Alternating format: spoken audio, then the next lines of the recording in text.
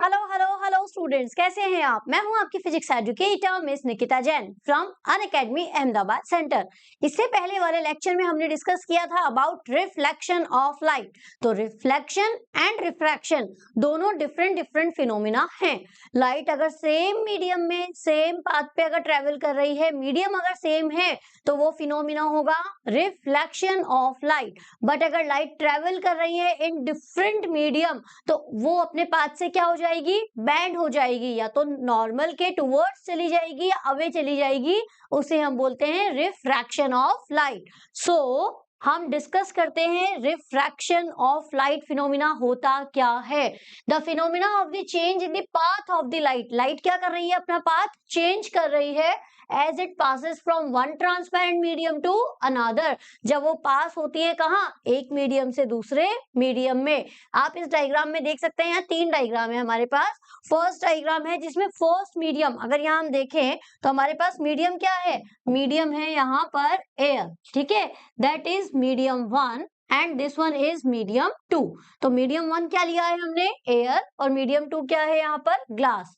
लेकिन अगर ग्लास और एयर अगर है मीन्स मीडियम 1 क्या है अभी हमारे पास में, यहाँ ये मीडियम 1 और this one is medium 2। Medium change कर दिया हमने और इधर है आपके पास में एयर और ग्लास। अब देखिए तीनों केसेस में क्या चेंजेस हैं। लाइट इंसिडेंट हुई, इंसिडेंट होकर क्या हो गई, किस मीडियम से, एयर मीडियम से, किस मीडियम में गई, ग्लास मीडियम में। तो वो क्या हुआ, ये नॉर्मल है, नॉर्मल से ये डिफ्लेक्ट हो गई और ये जो एंगल बना ये एंगल क्या हो गया हमारा, angle of refraction. So this is incident ray, refracted रे, ये नॉर्मल और ये incident ray.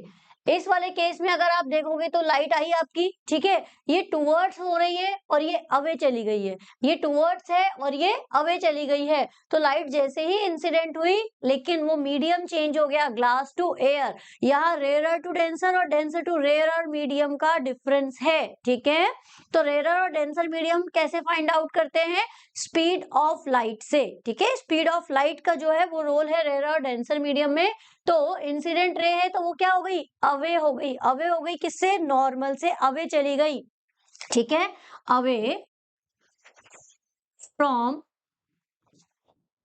The normal. Refracted रे क्या हो गई, अवे हो गई फ्रॉम दी नॉर्मल। और ये टूवर्ड्स, ये किधर आ गई, टूवर्ड्स दी नॉर्मल। नॉर्मल के टूवर्ड्स हो जाती है जब किस मीडियम से जा रही है, एयर टू ग्लास। लेकिन अगर ऑपोजिट है, ग्लास टू एयर है, तो वो क्या हो जाएगी, अवे हो जाएगी। बट अगर हम बात कर रहे हैं यहाँ पे इंसिडेंट रे अगर पास हो रही है कहाँ से, नॉर्मल से, तो वो सेम अपने ही पाथ पर रिफ्रैक्ट हो जाएगी। That mean there is no angle. जो हमने रिफ्लेक्शन में केस पढ़ा था वही केस यहाँ पर है। तो अगर लाइट एक मीडियम से दूसरे मीडियम में जब जाती है तो वो अपना पाथ क्या कर लेती है, चेंज कर लेती है, and this phenomena is called refraction. अब ये रिफ्रैक्शन का कारण क्या है, इसका रीजन क्या है। We have seen that the speed of light in different medium is different. हमें पता है speed of light different medium में क्या होती है, डिफरेंट होती है। जैसे कि अगर हम बात करें किस मीडियम की, एयर की और वैक्यूम की, तो एयर में कितना होता है 3 × 10⁸ मीटर पर सेकेंड। लेकिन अब उसके बाद वो स्पीड ऑफ लाइट क्या हो जाती है, हर मीडियम में चेंज होती जाती है, ठीक है। So we can say that refraction of light take place because the speed of light is different in different medium। ऐसा क्यों होता है, क्योंकि speed of light her medium में क्या होती है, different होती है, and this is the main cause of refraction. और यही क्या है, सबसे मेन कॉज है।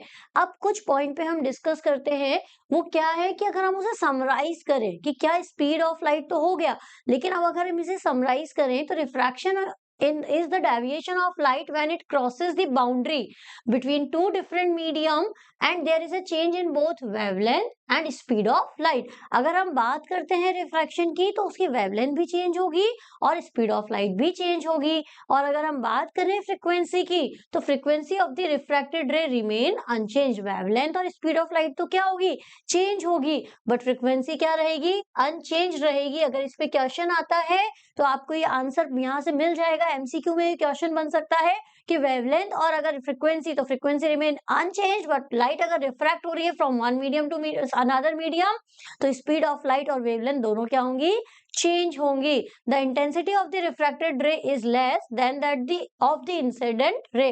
जो इंटेंसिटी है रिफ्रैक्टेड रे की वो भी क्या हो जाएगी, कम हो जाएगी। जिस इंटेंसिटी से इंसिडेंट रे आ रही है उससे इंटेंसिटी कम हो जाएगी, किसकी, रिफ्रैक्टेड रे की। ऐसा क्यों हुआ, क्योंकि because there is a partial reflection and absorption of the light at the interface. क्योंकि लाइट क्या हो जाती है, कुछ लाइट हमारी एक तरीके से एब्जॉर्ब भी हो जाती है, कुछ लाइट क्या हो जाती है, एब्जॉर्ब हो जाती है, कहां पर, इंटरफेस पर। So this is the reason. Now जैसे हमने लॉज ऑफ रिफ्लेक्शन पढ़ा था, सेम वैसे ये हमारे पास laws of refraction. Laws of refraction states that first is same, that mean incident ray, normal and refracted ray in two transparent medium at the point incidence lies in the same plane। वहां पर भी same था laws of reflection भी, incident ray, reflected ray and normal lie on the same plane in the same medium। यहाँ क्या आ जाएगा, two different medium, incident ray, refracted ray and normal between two transparent medium lie on the same plane। And यहाँ जो है आपका वो ये है second law, the ratio of sine angle of incidence that mean sine i and sine angle of refraction that mean the sine r. इनका जो ratio है वो क्या रहेगा, कांस्टेंट रहेगा। और ये क्या है, laws of refraction, very very important laws of refraction. ठीक है, तो दो पॉइंट आपको लर्न करने हैं। फर्स्ट क्या है हमारे पास, फर्स्ट ये है इंसिडेंट रे, रिफ्रैक्टेड रे and normal in two different transparent medium lies in the same plane, and second one is sin I by sin R is equal to constant। ठीक है, तो ये हमारा क्या हो गया, लॉज ऑफ रिफ्रैक्शन। और इसी का ही सेकेंड नेम क्या है, Snell's law of refraction. In case कभी क्वेश्चन आता है स्नेल्स लॉ को एक्सप्लेन कीजिए, स्नेल्स लॉ भी क्या होगा, sine i upon sine r is equal to constant. और ये किस किस एंगल के लिए ट्रू है, 0 to 90 के लिए। ठीक है, so this is the laws of refraction. अब हम यहाँ बात कर रहे हैं कांस्टेंट की, तो ये जो कांस्टेंट है हमारे पास, ये कांस्टेंट क्या होता है, रिफ्रैक्टिव इंडेक्स। अभी हमने लिखा ना sine i upon sine r is equal to, हम क्या लिख रहे हैं, कांस्टेंट लिख रहे हैं। ठीक है, तो ये जो कांस्टेंट है, इस कांस्टेंट को क्या कहा जाता है, इस कांस्टेंट को बोला जाता है रिफ्रैक्टिव इंडेक्स। क्या बोलते हैं हम, रिफ्रैक्टिव इंडेक्स। और इसका जो डिनोटेशन है रिफ्रैक्टिव इंडेक्स का, वो कहीं किसी बुक में तो आपको वैसे नीटा भी मिलेगा एनसीईआरटी में, बट आप इसे म्यू भी लिख सकते हैं। ठीक है, तो नीटा और म्यू दोनों इसके क्या है, सिंबल है, डिनोटेशन है। तो sine i upon sine r is equal to constant and that is called Snell's law. तो रिफ्रैक्टिव इंडेक्स अभी हमने पढ़ा कि जो कांस्टेंट आता है इसे हम रिफ्रैक्टिव इंडेक्स कहते हैं। इसकी डेफिनेशन क्या होगी, the refractive index can be linked at an important physical quantity, और ये रिलेट करती है किससे, स्पीड ऑफ लाइट से in different medium. So the value of the refractive index for a given pair of media depend upon the speed of light। refractive index किस पे depend करेगा, speed of light पे। तो आपको पूरा clear समझ में आ जाना चाहिए कि एक्चुअल रिफ्रैक्शन हो किस वजह से रहा है, क्योंकि स्पीड ऑफ लाइट क्या हो रही है, चेंज हो रही है, किसमें, दो डिफरेंट मीडियम में, इसीलिए यहाँ पर क्या हुआ, रिफ्रैक्टिव इंडेक्स आया है। तो रिफ्रैक्टिव इंडेक्स का भी मेन कॉज क्या है, रिफ्रैक्टिव इंडेक्स को भी हम कैसे डिफाइन करेंगे, स्पीड ऑफ लाइट से। ठीक है, तो यहाँ आपको ये ध्यान रखना है, अगर हम बात करें स्पीड ऑफ लाइट, तो रिफ्रैक्टिव इंडेक्स का फॉर्मूला क्या होगा, speed of light in medium 1 2 divided by speed of light in medium 2। और इसे हम क्या लिखेंगे, पहले हम किसके रेस्पेक्ट में बात कर रहे हैं, 2 का 1 के रेस्पेक्ट में। यहाँ मैंने लिखा है n21। ठीक है, यहाँ क्या लिखा है मैंने, n21। 2 का मतलब होता है n2, मतलब यहाँ पे क्या शो कर रहा है, ये मीडियम 2, और यहाँ ये जो 1 है ये क्या शो कर रहा है, मीडियम 1। तो स्पीड ऑफ लाइट मीडियम 1 में कितनी होगी, speed of light in medium 2 कितनी होगी। और सेम ऑपोजिट हो जाएगा, यहाँ देखो, यहाँ हमने लिखा n21, तो यहाँ क्या लिखा, n12। n12 में क्या हो जाएगा, speed of light in medium 2 divided by speed of light in medium 1। Opposite हो गया है, ध्यान रखिएगा। किसका किसके रेस्पेक्ट में, 1 का 2 के रेस्पेक्ट में फाइंड आउट करना है या 2 का 1 के रेस्पेक्ट में फाइंड आउट करना है। क्या रिफ्रैक्टिव इंडेक्स वो डिपेंड करेगा इस पर कि हम रिफ्रैक्टिव इंडेक्स किस रेस्पेक्ट में फाइंड आउट कर रहे हैं।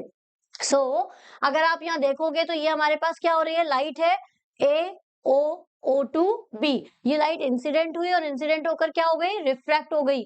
ये जो एंगल बना angle I and this one is angle R। तो अगर मैं नॉर्मल कॉमन फॉर्मूले की अगर बात करूं तो कॉमन फॉर्मूला क्या होगा, speed of light in air divided by speed of light in medium. अब देखिए रिफ्रैक्टिव इंडेक्स जो है वो बेसिकली हमारे पास दो टाइप के होते हैं। अब आप समझिएगा, पहला होता है एब्सोल्यूट रिफ्रैक्टिव इंडेक्स और दूसरा होता है रिलेटिव रिफ्रैक्टिव इंडेक्स। पहला क्या होता है, एब्सोल्यूट रिफ्रैक्टिव इंडेक्स और दूसरा क्या होता है, रिलेटिव रिफ्रैक्टिव इंडेक्स। अगर हम रिलेटिव रिफ्रैक्टिव इंडेक्स की बात करेंगे तो वो क्या हो जाएगा, mu is equal to V1 by V2। What is the meaning of V1? V1 speed of light in medium 1, V2 speed of light in medium 2। ठीक है, तो यहाँ पे ये क्या हो गया मेरे पास, speed of light, speed of light कौन से मीडियम में ले रहे हैं हम, in medium 1 divided by speed of light in medium 2। ठीक है, तो यहाँ पे ये हो गया रिलेटिव, क्योंकि हमने इसे रिलेट किया, अभी हमारे पास कुछ कंफर्मेशन नहीं है कि फर्स्ट मीडियम क्या है और सेकंड मीडियम क्या है। बट एब्सोल्यूट रिफ्रैक्टिव इंडेक्स क्या होता है हमारा, mu is equal to C by V। And what is the C?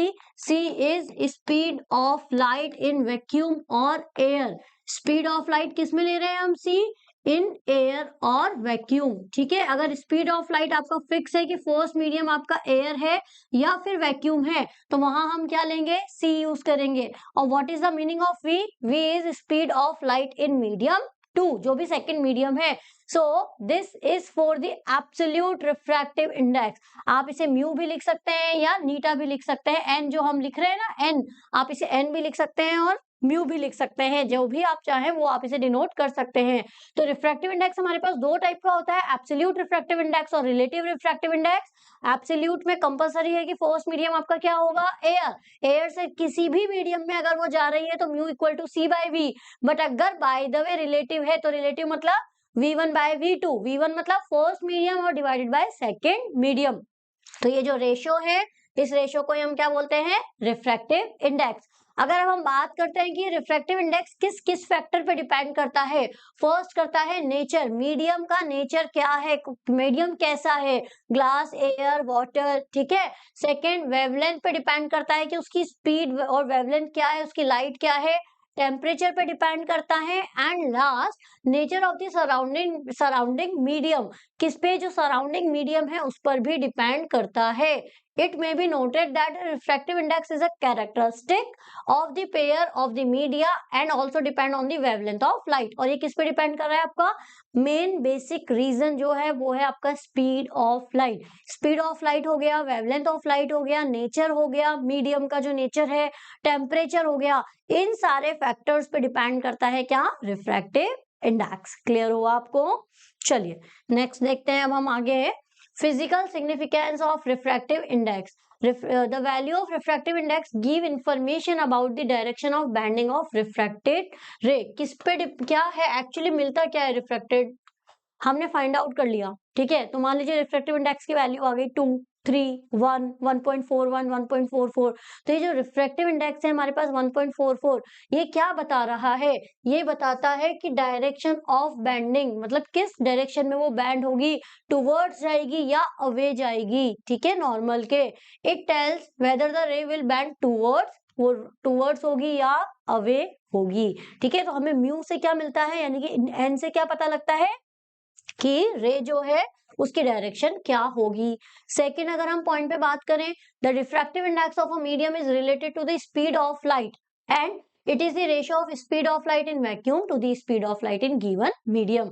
मैंने अभी आपको फॉर्मूला बताया था, एन इक्वल टू हमारे पास क्या होता है, C बाय V। ठीक है, तो ये एक एग्जाम्पल हमने यहाँ लिया हुआ है कि मान लीजिए अगर एक एग्जाम्पल हम लेते हैं, रिफ्रैक्टिव इंडेक्स ऑफ ग्लास कितना गिवन है आपको, रिफ्रैक्टिव इंडेक्स ऑफ ग्लास आपको गिवन है NG, आपको कितना गिवन है, 3/2।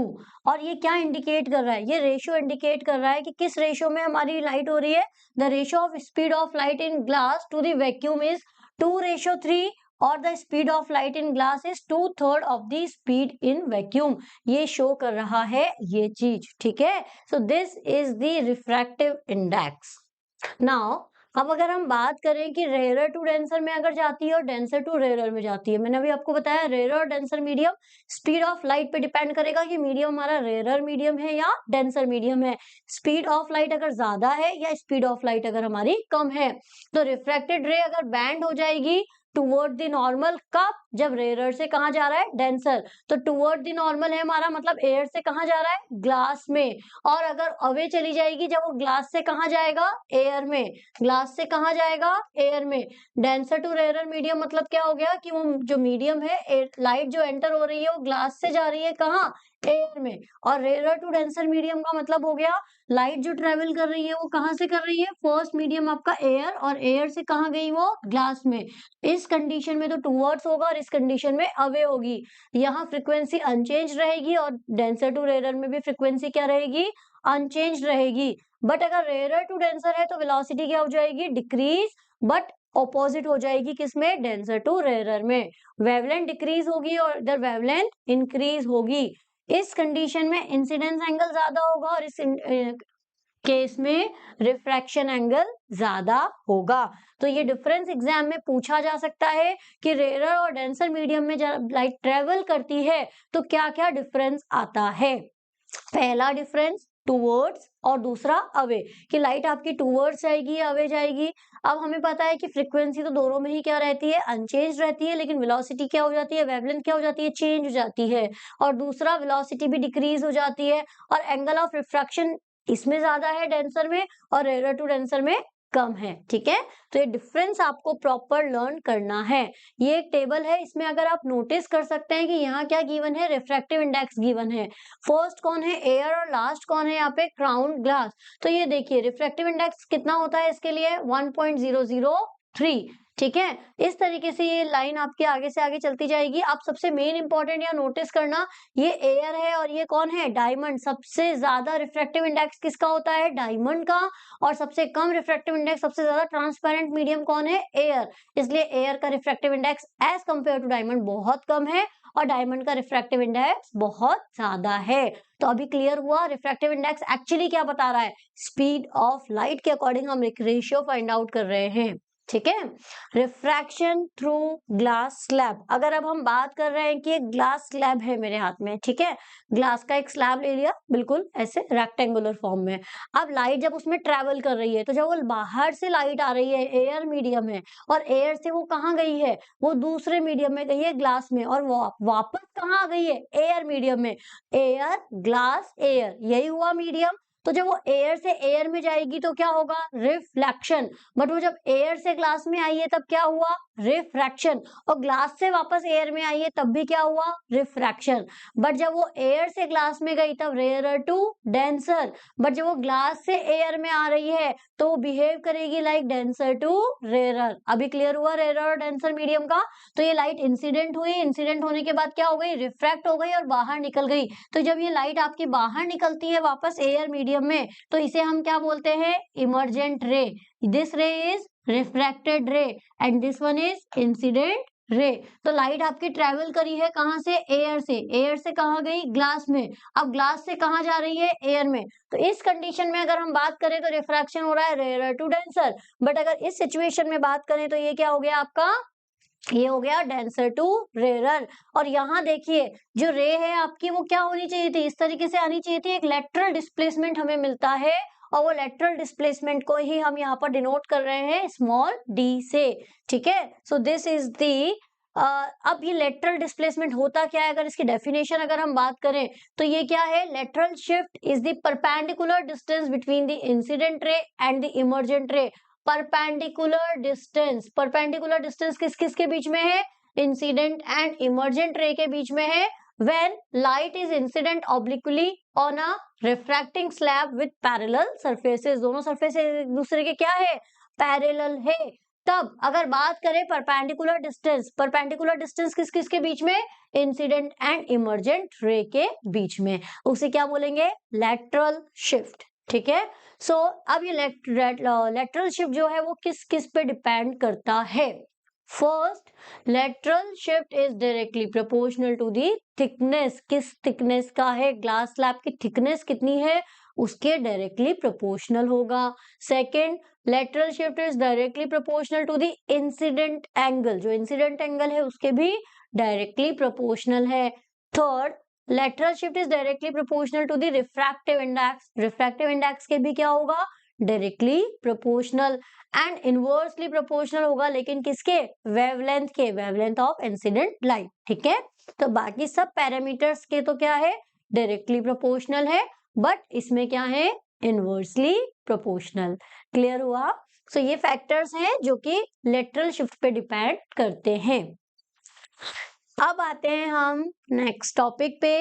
ये टॉपिक पढ़ने से पहले मैं आपको एक चीज याद दिलाना चाहती हूँ। आपने पढ़ा भी होगा मिरर, मिरर पढ़ा था।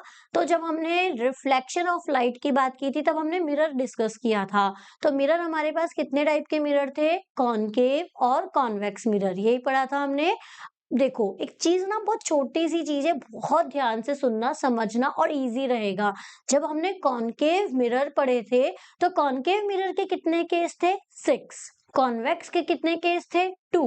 कॉनकेव मिरर ऐसा है जिसमें रियल इमेज भी मिलती है और वर्चुअल इमेज भी मिलती है, बट कॉन्वेक्स मिरर ऐसा है जो ओनली प्रोड्यूस करता है वर्चुअल एंड इरेक्ट इमेज। ये आपको पता है ऑलरेडी, ठीक है।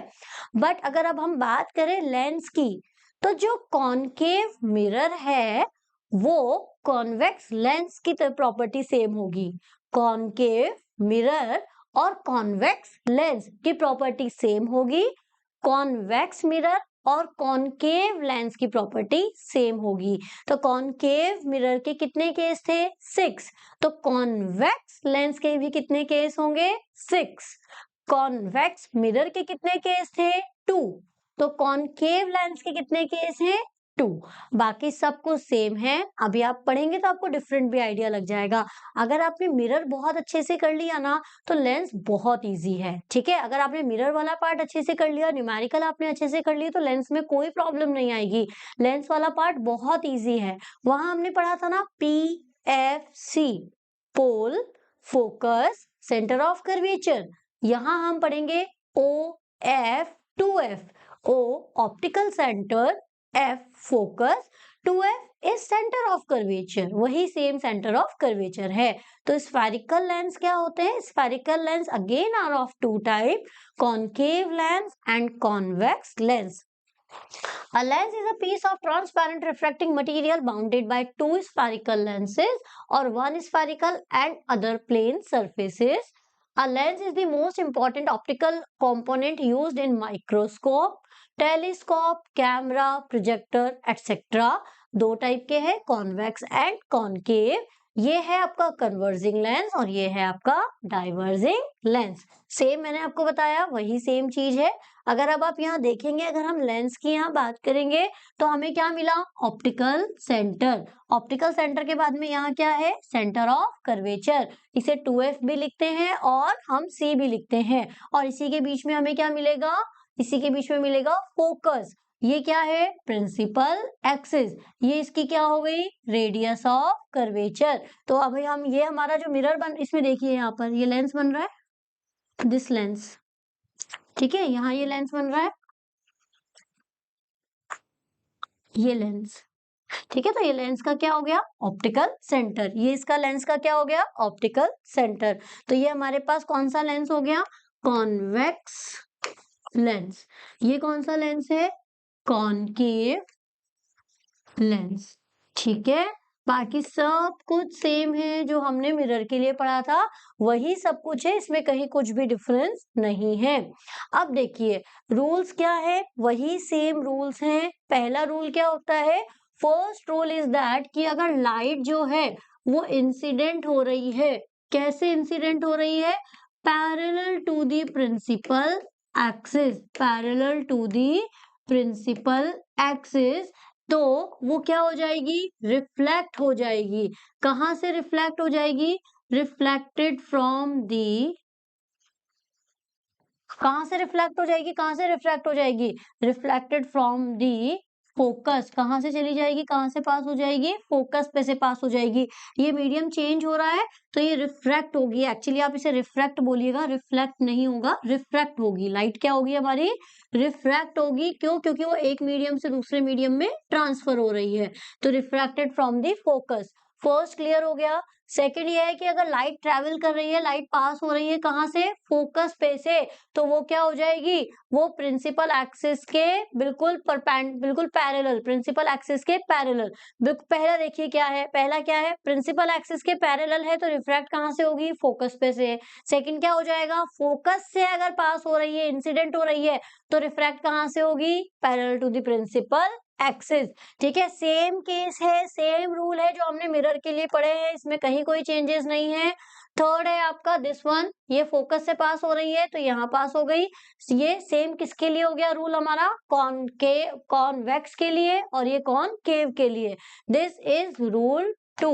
रूल 2 आपको क्लियर हो गया। रूल 2 क्या है, अगर हमारा पास हो रही है, इंसिडेंट हो रही है, कहाँ से इंसिडेंट हो रही है, इंसिडेंट फ्रॉम फोकस, तो रिफ्रैक्ट कहाँ से होगी, रिफ्रैक्ट होगी parallel to the principal axis, parallel to the principal axis. ठीक है, ये कौन, दोनों रूल सेम है, किस किस के लिए, कॉनकेव के लिए भी और कॉन्वेक्स के लिए भी।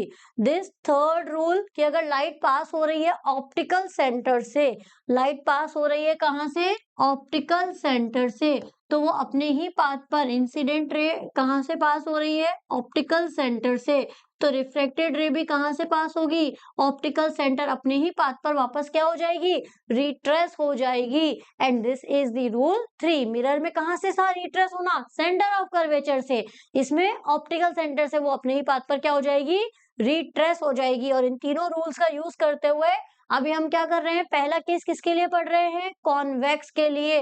तो देखो कॉन्वेक्स का फर्स्ट केस क्या था कि अभी हम सबसे पहले ऑब्जेक्ट को कहाँ रख रहे हैं, ऑब्जेक्ट को हम पुट कर रहे हैं इंफिनिटी पे, ऑब्जेक्ट को अभी हमने कहाँ रखा है, इंफिनिटी पे।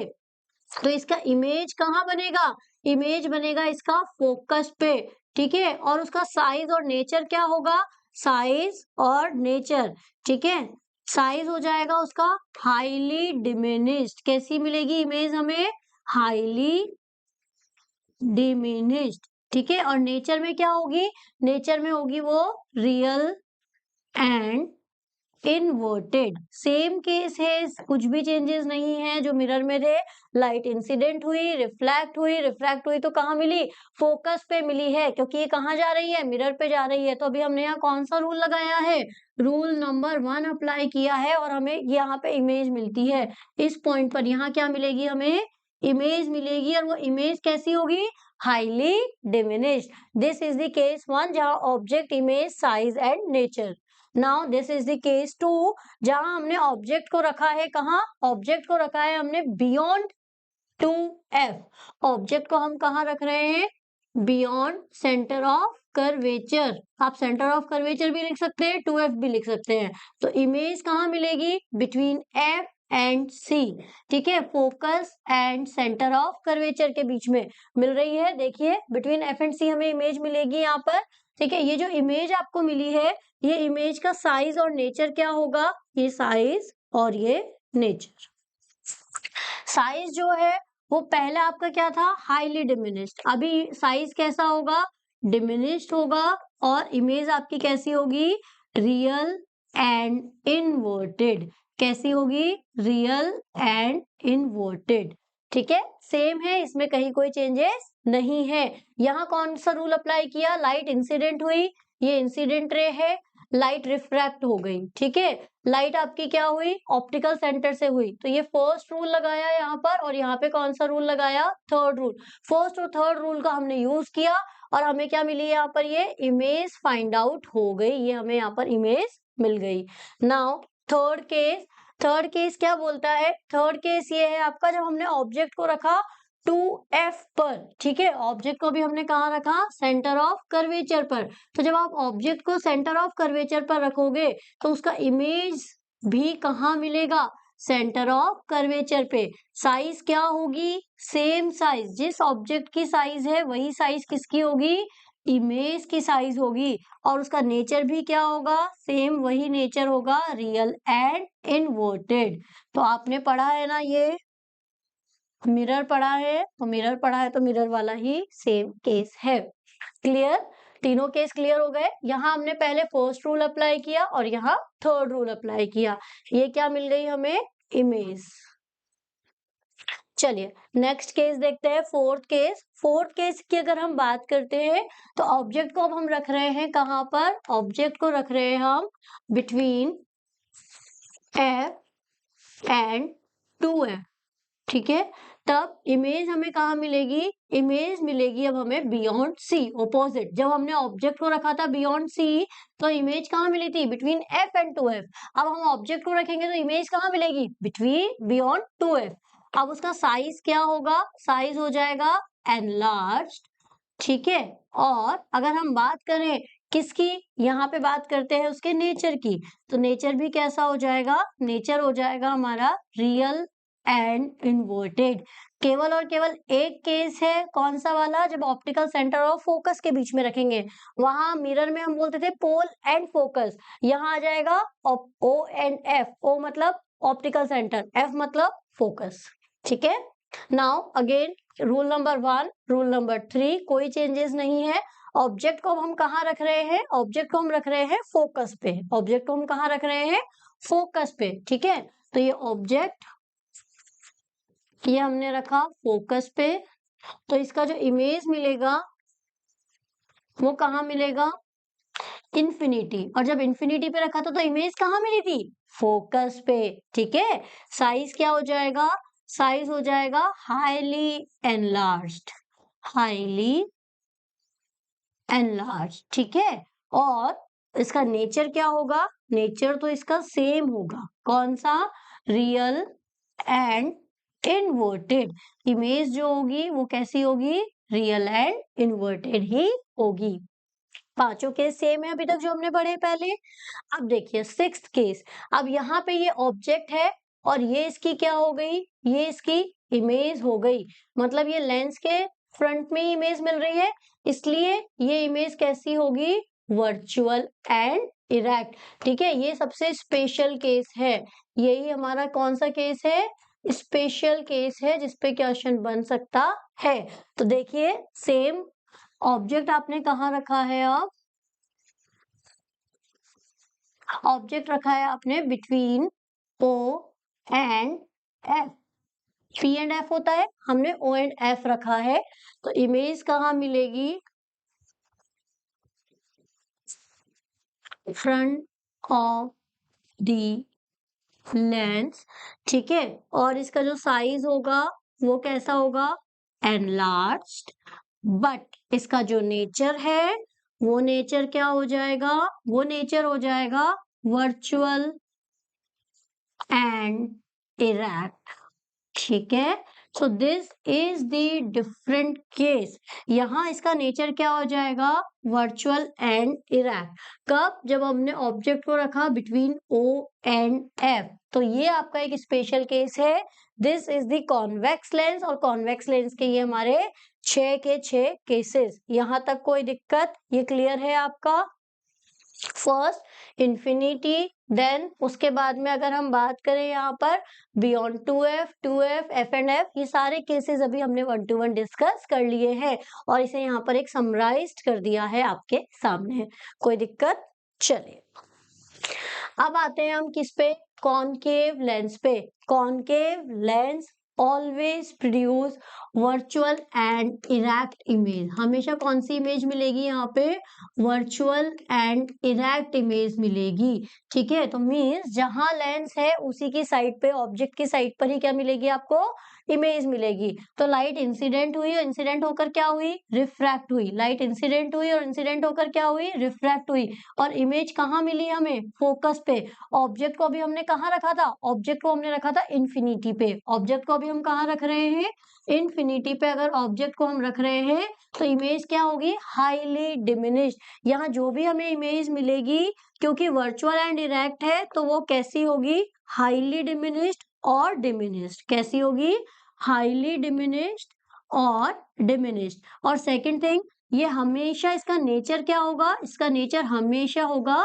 वर्चुअल एंड इरेक्ट, ठीक है, इसी नेचर की ये होगी। क्यों? क्योंकि लेंस ही कौन सा है, concave lens. Concave lens always produce virtual and erect image. Second thing, again हमने यहाँ पे रूल नंबर 1 एंड 3 अप्लाई किया। ये आपको कैसा मिला है, इमेज कैसा मिला है, डिमिनिश्ड, ठीक है। तो इस केस में भी अगर हम ऑब्जेक्ट को रखते हैं बिटवीन, यहाँ पर रखते हैं 2f और O एंड 2f, तो यहाँ पे इमेज कैसा मिलेगा हमें, इमेज जो मिलेगा वो मिलेगा डिमिनिश्ड। कैसा इमेज मिलेगा, डिमिनिश्ड मिलेगा। और सेकंड, इसका नेचर क्या होगा, इसका nature again virtual and erect, ठीक है, वर्चुअल एंड इरेक्ट ही इसका क्या होगा, नेचर होगा।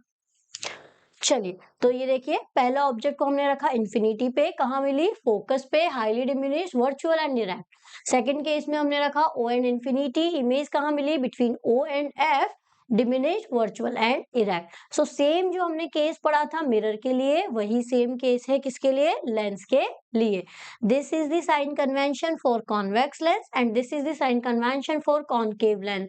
अगर हम बात करें यहाँ पर, तो अगर ऑब्जेक्ट इधर है और मिरर की ही ऑब्जेक्ट की साइज पर ही अगर इमेज मिलेगी, तो वो सब अपवर्ड डायरेक्शन में क्या हो जाएंगे, पॉजिटिव। और इसकी जो फोकल लेंथ है वो इधर है अगर लेंस की साइड पे ही, ऑब्जेक्ट की साइड पे, तो इधर क्या हो जाएगी, नेगेटिव, बट ऑपोजिट साइड पे क्या हो जाएगी, पॉजिटिव। सेम अगेन अगर हम यहाँ बात करते हैं किसमें, कॉनकेव लेंस में, because concave lens always produce, कौन सी प्रोड्यूस करता है, virtual and erect image. So that's why अगर ऑब्जेक्ट आपका यहाँ पर है तो ये होगा पॉजिटिव, और अगर इसी डायरेक्शन में, क्योंकि इधर तो हमें इमेज मिलेगी ही नहीं, तो इधर क्या होगी, ये फोकल लेंथ इसकी नेगेटिव, ठीक है। अब हम आते हैं पावर ऑफ लेंस पे। किसी भी लेंस की अगर हमें पावर कैलकुलेट करनी है तो उसका फॉर्मूला क्या होता है, पावर लेंस कैसे कैलकुलेट किया जाता है, 1 bye focal length. Focal length को हमने क्या कर दिया है, 1 बाय कर दिया है, 1 अपॉन, ठीक है। तो 1 upon focal length, focal length को अगर आप डिवाइड कर दोगे, 1 अपॉन फोकल लेंथ करोगे तो क्या मिल जाएगी, पावर मिल जाएगी। और इसकी यूनिट होती है, क्या यूनिट होती है, डायोप्टर, कैपिटल डी इसका यूनिट है। डायोप्टर से हम इसे लिखते हैं, ठीक है। तो P equal to 1D 2D minus 1D minus 1.5D आपने देखा होगा। तो एक्चुअली ये भी आपने देखा है, कभी आप आई टेस्ट कराने गए हो, आई टेस्ट कराने गए तो हम ऐसे चिन्ह को रखते हैं और वो क्या करता है, एडजस्ट करता है। एडजस्ट करने के बाद देखते हैं आप, तो कभी आपको कोई हाउस मिलता है, कोई बलून मिलता है या पैराशूट मिलता है, जिन जिनके स्पेक्स लगाए उन्होंने एक्सपीरियंस किया होगा, या कभी किसी ने आई टेस्ट कराया है तो ये एक्सपीरियंस देखा होगा। वो एक्चुअली क्या करते हैं, फोकल लेंथ मेजर करते हैं, ठीक है। और फोकल लेंथ को क्या कर देंगे, 1 अपॉन फोकल लेंथ कर देंगे तो क्या मिल जाएगी, पावर मिल जाएगी। वो आपको एक नंबर लिख के देते हैं, प्लस 3.5 माइनस 3.5। माइनस मतलब आपको क्या है, मायोपिया है, प्लस मतलब आपको क्या है, हाइपरमेट्रोपिया है, ठीक है। तो पावर हमारे दो टाइप की होगी, एक पॉजिटिव और एक नेगेटिव। पॉजिटिव और अगर नेगेटिव दोनों है तो वो हो जाएगा प्रेसबायोपिया, नेगेटिव है तो क्या हो जाएगा, मायोपिया, पॉजिटिव है तो क्या हो जाएगा, हाइपरमेट्रोपिया, ठीक है। So this is the power of lens. ये पावर ऑफ लेंस हमारी positive, power of lens negative.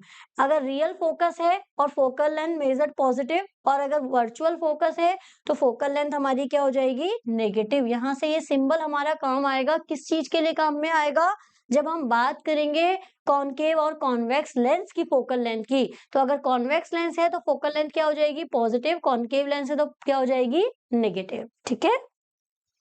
तो अगर हमें फाइंड आउट करना है टोटल पावर, टोटल पावर कैसे निकालोगे, P1 प्लस P2, मतलब P2 क्या हो गया, यहाँ पे पावर हो गई, तो P इक्वल टू हमारे पास क्या हो गया, 1 upon F1 plus 1 upon F2।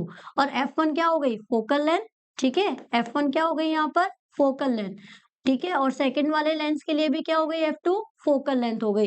तो F1 और F2 दोनों क्या है यहाँ पर, फोकल लेंथ है। क्लियर हो गया। तो दोनों को अगर हम कंबाइन करेंगे तो combination of power of lens हमें फाइंड आउट हो जाएगी, और इसकी यूनिट भी क्या रहेगी, डी ही रहेगी। If two thin lenses are placed in contact, the combination of power, combination of power क्या कैलकुलेट करेंगे हम, P1 प्लस P2। इस फॉर्मूले से हम कैलकुलेट कर सकते हैं टोटल पावर, ठीक है। अब जैसे मिरर फॉर्मूला हमने पढ़ा था, सेम वैसे ही है क्या, lens formula, 1 by f is equal to 1 by v minus 1 by u. And what is v, v हम लिख ही रहे हैं। पहले हम बात करते हैं एफ, एफ क्या हो गई यहाँ पे, focal length. What is v, v is the image distance. What is u? Object distance. ठीक है. What is f? Focal length. What is v? Image distance. What is u? Object distance. ठीक है. तो ये क्या है? ये फॉर्मूला है टू कैलकुलेट लेंस फॉर्मूला. यहाँ से हम लेंस फॉर्मूला कैलकुलेट कर सकते हैं. और अगर हम मिरर फॉर्मूला की बात करते थे तो यहाँ क्या आ जाता था? 1/v plus 1/u. अब अगर हम बात करें लीनियर मैग्निफिकेशन, तो लीनियर मैग्निफिकेशन का लीनियर मैग्निफिकेशन का फॉर्मूला क्या हो जाएगा? m equal to v by u is equal to hi upon h naught. What is hi? Hi is height of image. hi क्या है? Height of image. What is h naught? h naught है हमारे पास height of object. ठीक है. अब यहाँ देखिए, अगर मिरर की बात करते थे तो -v/u आता था, बट अब यहाँ पर हम क्या ले रहे हैं? यहाँ हम ले रहे हैं लेंस, तो ये आ जाएगा +v/u. बाकी फॉर्मूला सेम है जो हमने पढ़ा था मिरर के लिए, कोई भी चेंजेस नहीं है. तो न्यूमेरिकल आते हैं इस पे, बहुत इंपॉर्टेंट है. ठीक है, न्यूमेरिकल पक्का आएंगे ही आएंगे. सारे न्यूमेरिकल्स में हमें ये चीज ध्यान रखनी है. और प्लस साथ के साथ हमें इसका क्या लर्न करना है? Sign convention. अगर आपने साइन कन्वेंशन नहीं ध्यान दिया तो गलत हो सकता है. लेंस के लिए और मिरर के लिए साइन कन्वेंशन आपको लर्न करना रहेगा, तभी हम यहाँ पर v का, u का, hi, h नोट, इनका सबका साइन देखकर ही आगे इसे सॉल्व करेंगे. ठीक है. सो ये साइन कन्वेंशन ये रहा, बहुत बहुत बहुत इंपॉर्टेंट है, ध्यान रखिएगा. साइन कन्वेंशन अगर आपने नहीं किया चेंज वहां पर तो क्वेश्चन गलत हो जाएगा. u जो है मतलब ऑब्जेक्ट डिस्टेंस जो है वो हमेशा क्या लेंगे हम? नेगेटिव. बट v नेगेटिव होगा किसके लिए? जब ऑब्जेक्ट आपका इमेज जो है वो कैसी है? वर्चुअल. और पॉजिटिव होगा किसके लिए? रियल के लिए. पावर क्या होगी? पॉजिटिव. फोकल लेंथ भी क्या होगी? पॉजिटिव. यहाँ पे because of concave lens always produce virtual images, so v क्या हो जाएगा? नेगेटिव. फोकल लेंथ भी क्या है? नेगेटिव. पावर भी क्या है? नेगेटिव. मींस जिसको कॉन्केव लेंस लगा है उसे क्या है? मायोपिया. तो इमेज हमेशा कैसी मिलेगी? यहाँ पे डिमिनिश्ड इमेज मिलेगी. और ये जो हमारे पास में ये है साइन कन्वेंशन, ये बहुत ज्यादा इंपॉर्टेंट है. बिना साइन कन्वेंशन के न्यूमेरिकल में गलतियां होने के चांसेस हैं. मैं आपको वापस से रिपीट करा रही हूँ. रिफ्रैक्शन, जब लाइट ट्रेवल करती है दो डिफरेंट पार्ट में तो अपने पाथ से क्या हो जाती है? बैंड हो जाती है. दो कंडीशन है, टूवर्ड्स चली जाएगी, अवे चली जाएगी. रेयरर से डेंसर जा रही है तो टूवर्ड्स, डेंसर से रेयरर जा रही है तो अवे. ठीक है. Refractive index sine i upon sine r equal to constant होता है, उस कांस्टेंट को ही हम क्या बोलते हैं? Refractive index. Speed of light in medium 1 two divided by speed of light in medium 2. अगर दोनों अलग अलग मीडियम है तो रिलेटिव रिफ्रैक्टिव इंडेक्स. और अगर मीडियम एयर है तो म्यू इक्वल टू क्या हो जाएगा? c/v. Clear? This is the refractive index. Now come to the lens. Spherical lens again are of two type, convex lens and concave lens. जहां अभी हमने बात की थी ना प्रॉपर्टीज की, मैं आपको वही बार बार रिपीट कर रही हूँ. अगर आप यहाँ बात करोगे किसकी? मिरर की. और यहाँ अगर हम बात करें किसकी? लेंस की. ठीक है. तो मिरर और लेंस में क्या चेंजेस हैं? जो प्रॉपर्टी हमारी है किसकी? कॉनकेव मिरर और कॉन्वेक्स, वही ऑपोजिट हो जाएगा. सेम प्रॉपर्टी हो जाएगी कॉन्वेक्स लेंस की और सेम प्रॉपर्टी हो जाएगी कॉनकेव लेंस की. यही होगी. यहाँ इसके कितने केस थे? Total 6 case. और यहाँ कितने केस थे? 2 केस. सेम ऐसे ही कॉन्वेक्स लेंस के कितने केस हैं? 6 केस. कॉनकेव के कितने केस हैं? 2 केस. अब ये कॉन्वेक्स भी, मतलब अगर हम यहाँ पे देखें तो ये कॉन्वेक्स मिरर भी क्या प्रोड्यूस करता है? Always virtual and erect image. और ये भी क्या प्रोड्यूस करेगा? Always virtual and erect image. But concave हमें पता है रियल इमेज भी देता है एंड वर्चुअल भी देता है. सेम कॉन्वेक्स भी क्या करेगा? रियल भी देगा और वर्चुअल भी देगा इमेज. ठीक है. तो केसेस हमारे लगभग क्या है? सबके सेम है. सेकेंड थिंग, अगर हम बात करें आगे तो हमारे पास में एक था मिरर फॉर्मूला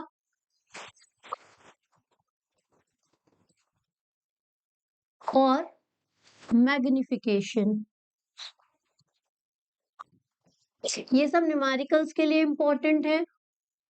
अगर हम यहाँ पे मिरर फॉर्मूला और मैग्निफिकेशन की जब बात करते हैं तो 1/f is equal to 1/v plus 1/u और m equal to minus v/u is equal to hi upon h nought, यही लेते हैं।